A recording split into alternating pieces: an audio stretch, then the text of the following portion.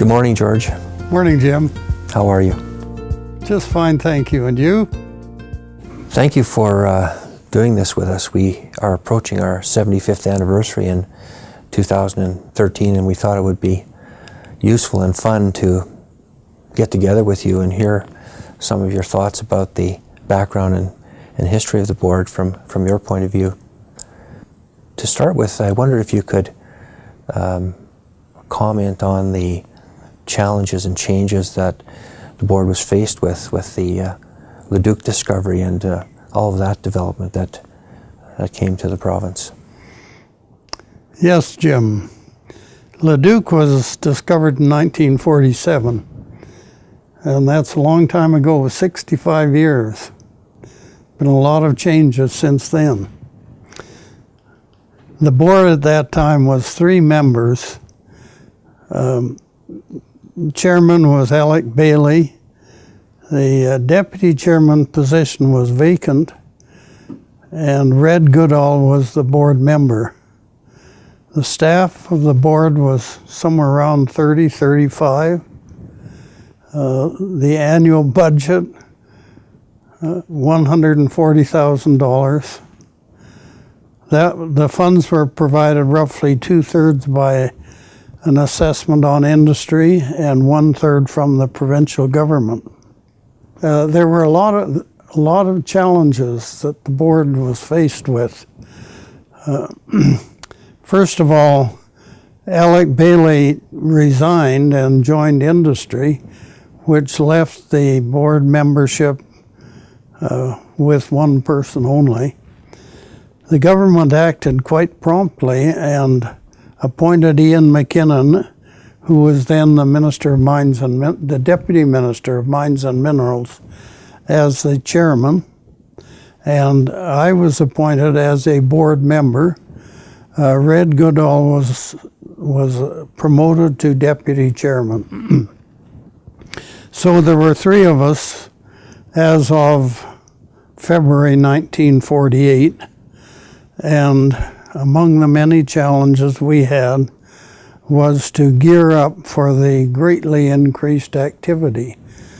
So it was a question, first of all, of getting additional staff, and the type of staff we were looking for was highly qualified technical people. There had been many changes in the industry as a whole, especially in the United States. And the new field of petroleum reservoir engineering had been developed. This involved a knowledge of physical chemistry and thermodynamics. So the kind of key staff McKinnon and I were looking for were people who had a good background in engineering or the physical sciences.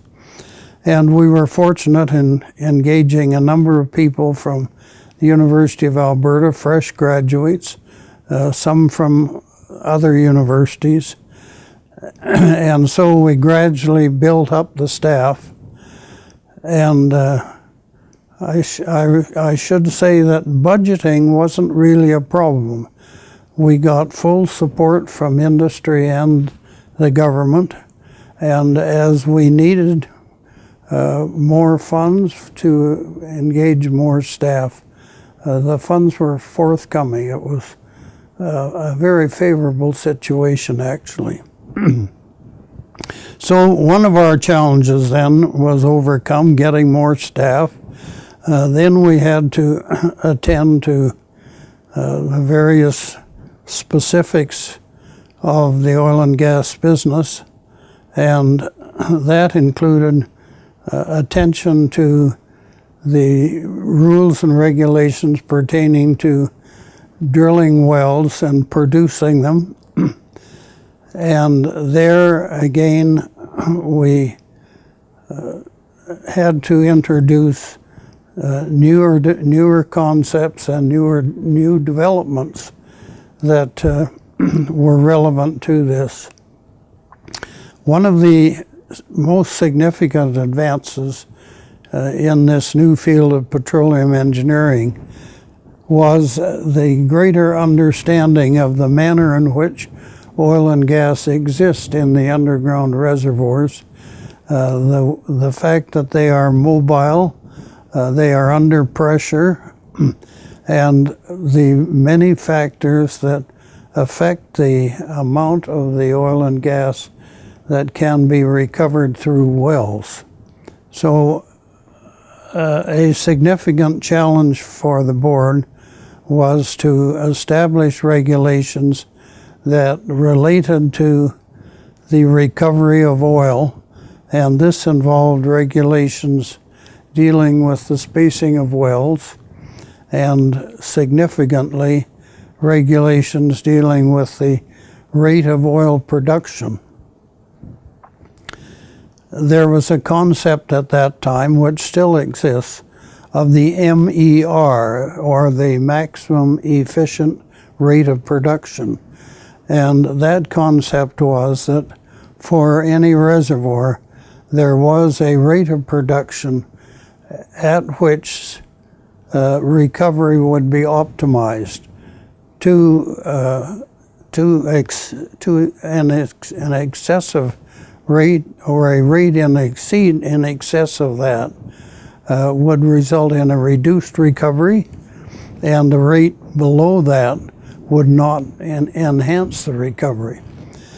This MER concept was to some extent theoretical because it was not really possible to determine the precise value of the MER.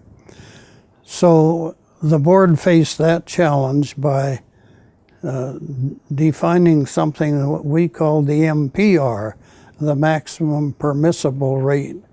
And this was the best approximation that we could make after getting advice from industry of what the MER might be. And that MPR idea was used to regulate the rate of oil production in the Leduc field and later the Redwater field and so on. So that was a challenge. A continuing challenge was gas conservation, and the board's position there was to keep pressure on the industry to conserve the gas that was unavoidably produced with oil to the extent that that was even reasonably economic. And we applied pressure, but I don't recall an instance where we actually had to direct industry.